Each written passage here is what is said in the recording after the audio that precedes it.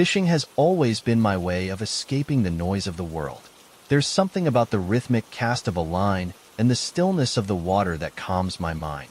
Last spring, my cousin Ryan and I decided to take a weekend trip to Loon's Edge Reservoir, a sprawling, secluded lake tucked away in the mountains. It was supposed to be a quiet getaway, a chance to relax and maybe reel in some trophy fish. We had no idea what we were getting into. We arrived late Friday afternoon, the drive winding through narrow, forested roads. The reservoir was breathtaking, its glassy surface reflecting the towering pines and the deep blue sky. There wasn't another soul in sight, just the way we liked it. The campsite we picked was near a small cove, a perfect spot for setting up our gear. Ryan had brought his small motorboat, and we planned to head out early the next morning to fish the deeper parts of the lake. That first evening was uneventful. We cooked dinner over a fire, traded stories, and marveled at how quiet the place was. The kind of quiet that feels almost unnatural. It wasn't until night fell that the unease began. Around midnight, as we were settling into our tents, I heard something. It was faint at first, like a soft splashing coming from the water. I assumed it was just a fish or maybe a beaver, but as the minutes passed, the sound grew louder and more deliberate. "Do you hear that?" I asked Ryan, stepping out of my tent. He nodded, his flashlight sweeping across the water. "Probably just an animal," he said, though his voice lacked conviction. We stood there for a few moments, listening. The splashing seemed to be moving closer, but we couldn't see anything in the darkness. Eventually, we convinced ourselves it was nothing and went back to bed. I wish we hadn't. The next morning, we took the boat out onto the lake. The water was calm, the air crisp and cool. We motored to a spot near the center of the reservoir, where the water was deepest, and cast our lines. For the first few hours, everything was normal. We caught a few fish, joked around, and enjoyed the solitude. But as the sun climbed higher, the atmosphere changed.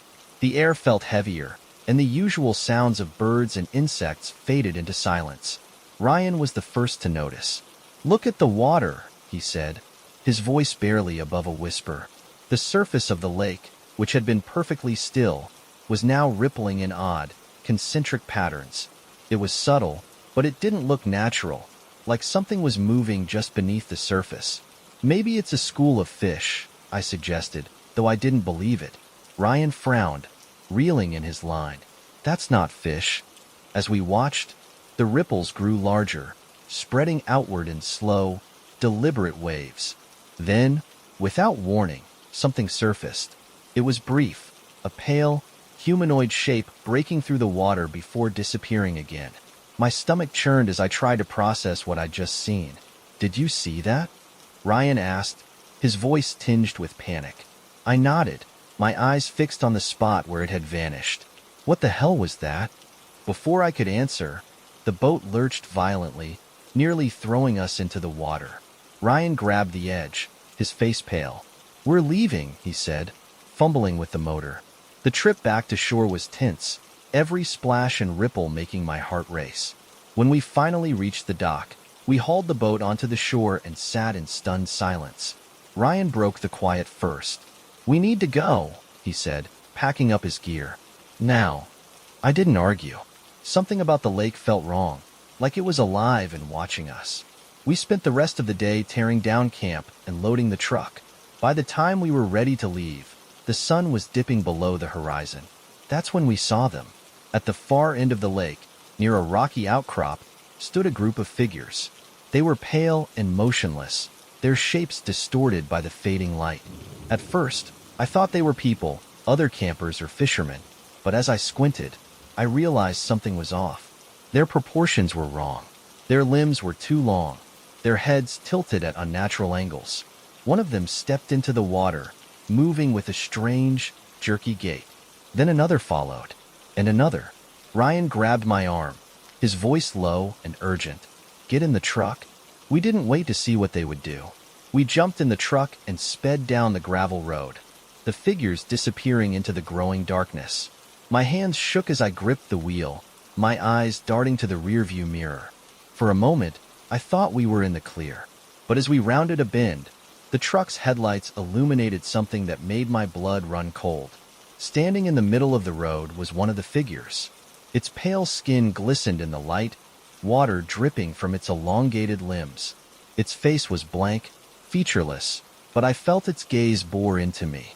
I swerved, narrowly avoiding it, and kept driving. We didn't stop until we reached the highway, the lights of the next town finally breaking the oppressive darkness. That night, we checked into a motel, neither of us saying much. I tried to sleep, but every time I closed my eyes, I saw those figures standing by the lake, waiting. The next day, I tried looking up information about Loon's Edge Reservoir, but there wasn't much. Just a few mentions on fishing forums and an old article about how the lake had been created decades ago when the valley was flooded for a dam project. No reports of strange sightings, no urban legends, nothing to explain what we'd seen. I haven't been back to the reservoir since, and Ryan refuses to even talk about it. But sometimes, when I'm out fishing, I catch myself scanning the water for ripples that shouldn't be there. And every now and then, in the stillness of the night, I dream of pale figures rising from the depths, their empty faces turned toward me. Some waters are better left undisturbed. I've been fishing since I was a kid, and I've always found it to be a comforting escape from the chaos of life. There's something peaceful about being out on the water, away from the noise, with only the sound of lapping waves and the occasional call of a bird. So, when my friend Mike suggested we try a new fishing spot a few hours out of town, I didn't hesitate. The place was called Black Hollow Lake, and it was known for its seclusion. Mike had heard about it from a guy he worked with, who claimed the fishing there was unbeatable. Big bass, no competition, and plenty of quiet. What he didn't mention was the history. I wish we'd never gone. We arrived at the lake just before sunset. The drive had taken us deep into the countryside, far from any towns or cell phone service. The lake was beautiful, with glassy water reflecting the fading light and thick woods surrounding its banks. There wasn't another soul in sight. As we unloaded our gear, Mike pointed out an old wooden dock jutting out into the water. "Looks like someone used to fish here," he said, nodding toward a weathered chair and a small tackle box that had been left behind. The dock creaked under our weight as we walked out to set up. The evening passed uneventfully, though the fishing wasn't as good as we'd hoped. The air grew colder as the sun disappeared, and a heavy mist rolled in from the water, cloaking the lake in an eerie stillness. It wasn't long before we decided to call it a night and head back to the car. That's when we saw him. At first, I thought it was just a trick of the mist. A figure stood near the far end of the dock, barely visible in the dim light. He was an old man, his back slightly hunched, wearing a tattered raincoat and a wide-brimmed hat. He held a fishing rod in one hand and a lantern in the other, the faint glow casting long shadows over the dock. "Evening," Mike called out, his voice hesitant. The man didn't respond. He just stood there, staring out at the water. Something about him felt off. His stillness, the way the mist seemed to cling to him. It sent a shiver down my spine. Mike, ever the curious one, decided to approach. "Sir, you okay?" he asked as he stepped closer. The man turned slowly, his movements stiff and unnatural. His face was pale and gaunt, with deep-set eyes that seemed to pierce right through us. "You shouldn't be here," he said, his voice low and gravelly. "We're just fishing," Mike replied, trying to keep the mood light. "We'll be out of your way soon." The man's lips curled into a faint smile, but it wasn't reassuring. "This lake doesn't forgive," he said, before turning and walking into the mist. We stood there in stunned silence, watching as he disappeared into the fog. When we finally snapped out of it, we grabbed our gear and hurried back to the car, the unease settling over us like a weight. The drive home was quiet, both of us too shaken to talk about what we'd just seen. But later that night, as I lay in bed, I couldn't stop replaying his words in my head. This lake doesn't forgive. The next day, curiosity got the better of me. I started looking into the history of Black Hollow Lake, digging through old newspapers and online forums. That's when I found the story. About 40 years ago, a man named Henry Bates had drowned at the lake under mysterious circumstances. He was a local fisherman, known for spending hours on the water, even in bad weather. According to the reports, his boat was found drifting near the shore, but his body wasn't recovered until days later. Witnesses claimed he'd been fishing alone that night, but some swore they'd seen another man on the water, someone who vanished when searchers arrived. Even stranger, people who visited the lake after his death reported seeing a man matching Henry's description, an old fisherman with a lantern, wandering the docks late at night. I told Mike what I'd found, but he laughed it off, saying it was probably just a coincidence. We probably just spooked some old guy who likes his privacy, he said, but I wasn't convinced. Over the next few weeks, I couldn't shake the feeling that something was watching me. At first, it was subtle, just a sense of unease, like being stared at from a distance. But then things got worse. One night, I woke to the sound of water dripping. Confused, I got up and walked to the bathroom, but the faucet wasn't running. As I stood there, trying to figure out where the sound was coming from, I noticed wet footprints leading from the front door to the kitchen. My heart raced as I followed the trail, my hands shaking. The footprints ended at the back door, which was slightly ajar. Outside, the mist was thick, and in the distance, I thought I saw a faint glow, a lantern swaying in the dark. I locked every door and window that night, but it didn't stop the dreams. Night after night, I dreamed of the old man, his pale face staring at me from the edge of the dock. In one dream, he spoke, his voice echoing in my head. The lake doesn't forgive. I haven't been back to Black Hollow Lake since, and I don't plan to. I don't know who or what that man was, but I do know this. Some places are better left undisturbed.